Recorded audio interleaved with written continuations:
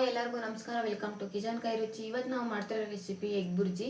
ಅದಕ್ಕೆ ಬೇಕಾಗಿರೋ ಇಂಗ್ರೀಡಿಯೆಂಟ್ಸ್ ನೋಡೋಣ ಬನ್ನಿ. 4 ಈರುಳ್ಳಿ, ಚಿಲ್ಲಿ ಪೌಡರ್, ಕೊತ್ತಂಬರಿ ಸೊಪ್ಪು, ಪೆಪ್ಪರ್ ಪೌಡರ್, ಕರಿಬೇವಿನ ಸೊಪ್ಪು, ಧನಿಯಾ ಪುಡಿ, ಎಣ್ಣೆ, 2 ಹಸಿಮೆಣಸಿನಕಾಯಿ, 6 ರಿಂದ 7 ಮೊಟ್ಟೆ, ಉಪ್ಪು, ಅರಿಶಿನ.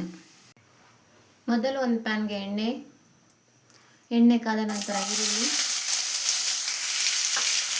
ರುಚಿಗೆ ತಕ್ಕಷ್ಟು ಉಪ್ಪು ಹಾಕಿ ಚೆನ್ನಾಗಿ ಫ್ರೈ ಮಾಡಿ.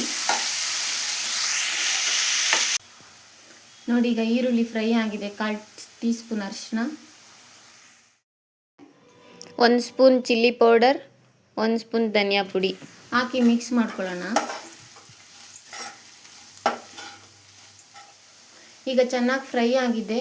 ಎಗ್ ಆ್ಯಡ್ ಮಾಡ್ಕೊಳ್ಳಿ.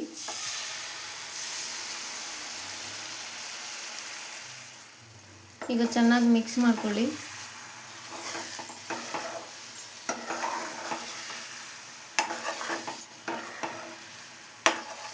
ತಳ ಹಿಡಿಯುತ್ತೆ. ಮೀಡಿಯಂ ಫ್ಲೇಮಲ್ಲಿ ಮಿಕ್ಸ್ ಮಾಡ್ಕೊಳ್ಳಿ. ಆಗಾಗ ಈ ಥರ ಮಿಕ್ಸ್ ಮಾಡಿ, ಇಲ್ಲಾಂದರೆ ತಳ ಹಿಡಿಯುತ್ತೆ. ಮೊಟ್ಟೆ ಸ್ವಲ್ಪ ಫ್ರೈ ಆದ ನಂತರ ಪೆಪ್ಪರ್ ಪೌಡರ್ ಆ್ಯಡ್ ಮಾಡಿ. ಮೊಟ್ಟೆ ಎಲ್ಲ ಚೆನ್ನಾಗಿ ಫ್ರೈ ಆಗಿದೆ. ಈಗ ಕೊತ್ತಂಬರಿ ಸೊಪ್ಪು ಆ್ಯಡ್ ಮಾಡ್ಕೊಳ್ಳೋಣ.